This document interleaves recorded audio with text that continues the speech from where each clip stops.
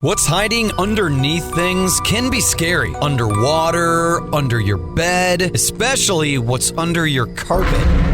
Except when you get new carpet from Carpet One Floor and Home. After tearing up your old carpet, they'll vacuum and apply Health Annex antimicrobial to your subfloor, disinfecting and killing mold, mildew, and any remaining general awfulness. Carpet One Floor and Home goes the extra mile to protect you, your family, and your home. Carpet One Floor and Home in Columbia, making your home beautiful, guaranteed. Good morning and welcome to Radio Friends on Tuesday, January the 14th. We've got my friend Dr. C.B. Chastain with us from the University of Missouri Veterinary Teaching Hospital. What's the official title? Veterinary Health Center. Yeah, Veterinary Health Center. And they're good people over there who really do outstanding work for our pets. They are. What do you want to deal with today?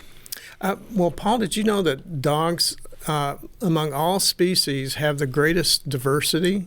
You know, there's 2-pound dogs and there's 200-pound dogs. Yeah. And the reason for that is that people have bred them for so long, plus the fact they have 78 chromosomes. We only have 46, and cats have 38. And the number of chromosomes allows them to diversify faster, plus the fact that they only have a 2-month gestation period, and they breed all year round. Dogs do. Yeah. Okay. And they're man's best friend, too. Right. And so in selective breeding, there's genes that are concentrated. So like when I went to get Abby, who's a purebred Australian cattle dog, she had a white mark between her eyes that's called Bentley's mark. They all have that. They also have all of them have the similar behavior and similar size and physical abilities. And so I knew when she was 6 weeks old what she was going to be like when she got older. And I also knew what diseases that she would be predisposed to. That's true with all purebreds, isn't it? Right. But if you have a mixed breed dog, what do? Well, a mixed breed dog, it's kind of like a hodgepodge, and that's all I've ever had is a mixed breed dog.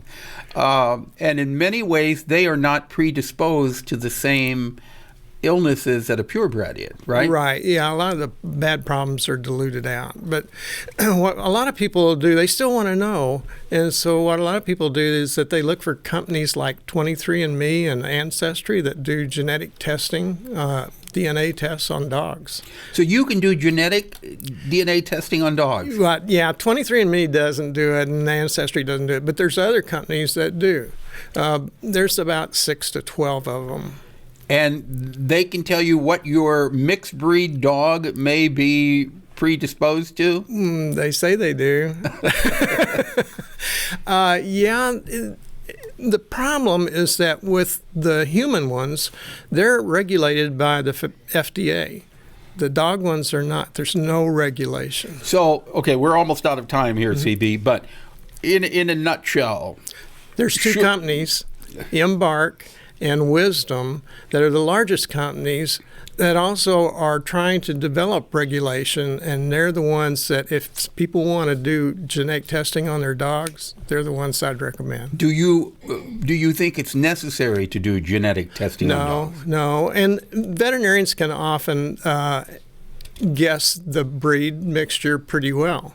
Yeah. Actually better than shelter personnel, because veterinarians deal with purebreds more. Yeah. Okay. If people want more information, where can they go with this? Well, there's quite a bit online, and you can search for Embark or for Wisdom, DNA testing for dogs. Okay. All right. Dr. C.B. Chastain, thank you so much for coming by. Thanks, Bob. And Happy New Year to you. Same to you. All right. Now we're going to talk about the healing chair. You're saying, what is the healing chair? We're going to find out. We have Yvonne Kutz with us and Janie Monks. Pleasure to have both of you ladies. Thank you. Thank you. Tell me about the healing chair. Well, the healing chair started in St. Louis, Missouri in 2010. A couple of women went together and bought a chair for a friend of theirs who was recovering from a mastectomy. It spread to Kansas City in 2015, and that's where we found out about it, and we brought it to Columbia. Actually, we organized, it'll be 2 years ago this month. Okay. So what you're trying to do with the organization is what? We're trying to help women post-mastectomy, through the healing process. And this chair is an automated, an electronic. It has a control on the side. It can literally almost stand the patient straight up. They can lay back in it. It is for the recovery process because it's hard for them to lay down in bed. It's also hard for them to use their arms to get up and down. Okay. Now, if you're watching on television, you see what we're talking about. On the radio, you described it just beautifully. It looks like a big recliner. That's basically what it is, right? Yes, it's basically a recliner, but it also lifts and lays back. Right. So it lifts them up into a standing position so that they can walk out of it without any assistance. Without having to put force on your arms to lift up. Right, so that you're not engaging those muscles that have been impacted by the surgery. Are you trying to provide a chair like this to as many women as possible? Absolutely, and that's kind of our mission right now. We feel like we're not sure we're getting our target market all the time. We have the various surgical services here in Columbia on board with us, and that's where we have gotten a lot of the referrals from them, also through social media and word of mouth. Where are you getting the funds to buy these chairs?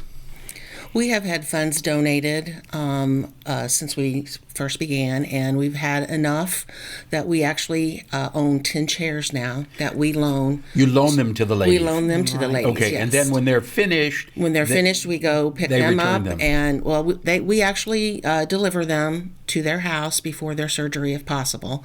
And then when they are finished with it, which usually is about a month, we go pick it up and we clean it up and get it ready for the next recipient. That's very nice. Right. How many ladies have you assisted during this time period? We have delivered chairs to over 50 women.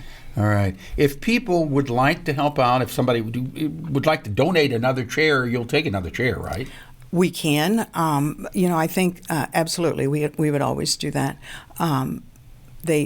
We like for people to contact us or check us out on Facebook. That's our primary source of advertisement right now, truly. On Facebook? So Facebook, it's the Healing Chair-Columbia. Okay, so if you go to Facebook, put in the Healing Chair-Columbia, right. All the information will be there. And if somebody knows of someone who could use a healing chair, right, they can contact you on Facebook? Absolutely. And we have a private messaging page, and we hear from many of our chair recipients through that messaging page. Okay.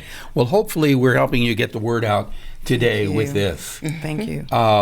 So if people have any questions or they want more information, the best thing to do is go to the Facebook page. Right. Yes. Which is Healing Chair. The Healing Chair. The Healing Chair. Is it all one word? Or well, if they just type in the Healing Chair-Columbia, it'll come out. It'll come out. Okay. Right. And then they can private message us. That way, it won't be out to the public. It'll be private. I appreciate you coming today and continued success with what you're doing. Thank you. Okay. Thank you. Yvonne and Janie, we appreciate it. Tomorrow. Thank you for having us. Oh, you're more than welcome. We're going to find out about the legislative forum tomorrow. Something you'd like to hear or see, drop me an email. That's pepperp@missouri.edu, and have yourself a nice morning.